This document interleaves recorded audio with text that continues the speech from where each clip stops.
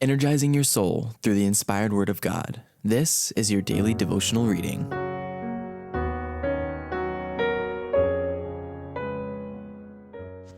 Our Daily Bread. The Final Warning. November 21st. The sins of Babylon will be laid open.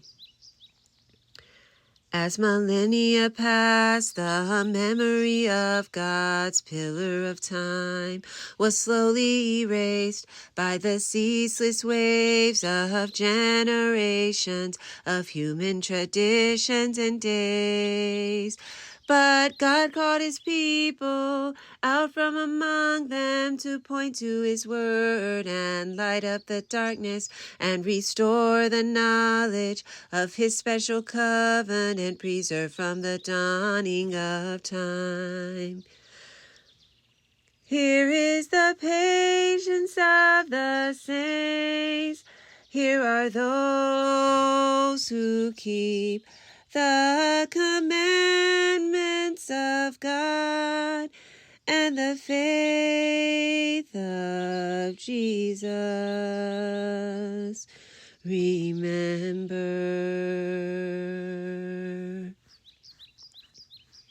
The sins of Babylon will be laid open.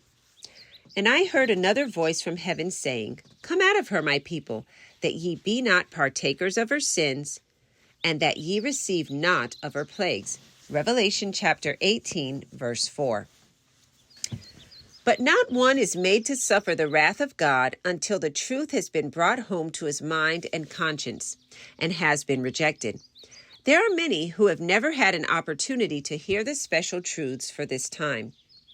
The obligation of the fourth commandment has never been set before them in its true light.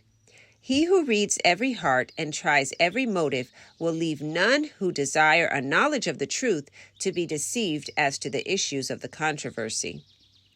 The decree is not to be urged upon the people blindly.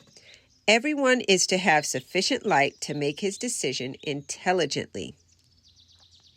The Sabbath will be the great test of loyalty, for it is the point of truth especially controverted.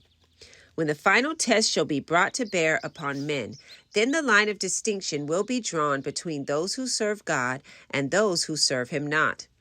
While the observance of the false Sabbath in compliance with the law of the state, contrary to the fourth commandment, will be an avowal of allegiance to a power that is in opposition to God, the keeping of the true Sabbath in obedience to God's law is an evidence of loyalty to the Creator.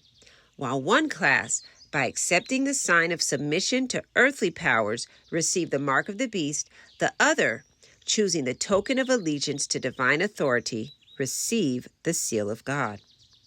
Heretofore, those who presented the truths of the third angel's message have often been regarded as mere alarmists.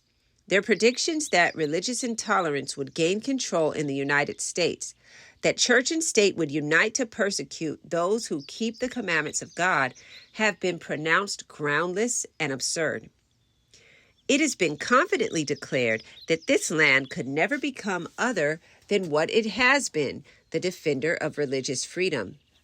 But as the question of enforcing Sunday observance is widely agitated, the event so long doubted and disbelieved is seen to be approaching, and the third message will produce an effect which it could not have had before.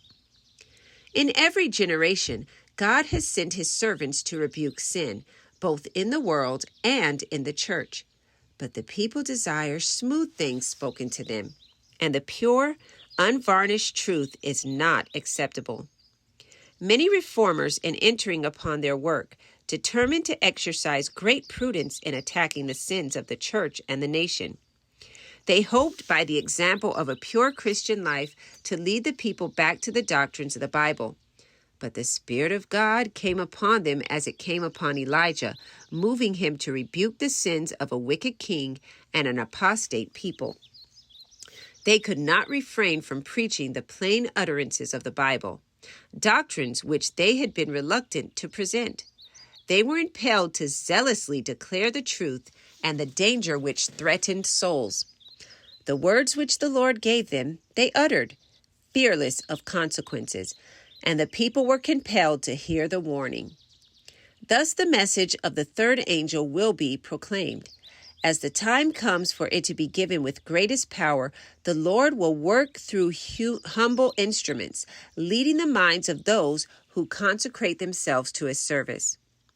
The laborers will be qualified rather by the unction of his Spirit than by the training of literary institutions. Men of faith and prayer will be constrained to go forth with holy zeal, declaring the words which God gives them. The sins of Babylon will be laid open. The fearful results of enforcing the observances of the church by civil authority. The inroads of spiritualism, the stealthy but rapid progress of the papal power, all will be unmasked. By these solemn warnings, the people will be stirred. Thousands upon thousands will listen who have never heard words like these. In amazement, they hear the testimony that Babylon is the church, fallen because of her errors and sins, because of her rejection of the truth sent to her from heaven.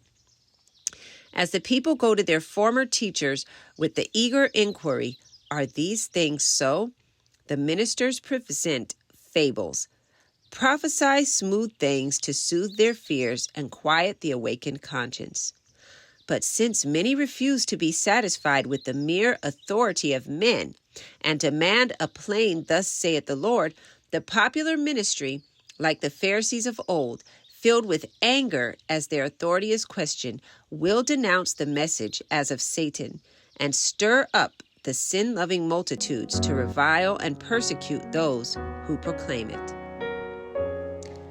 This passage was taken from the Great Controversy, pages 605 and 606. Our Daily Bread. Maranatha. I encourage you to be ye doers of the word and not hearers only. Thank you for listening, and be sure to join us tomorrow for your daily devotional reading.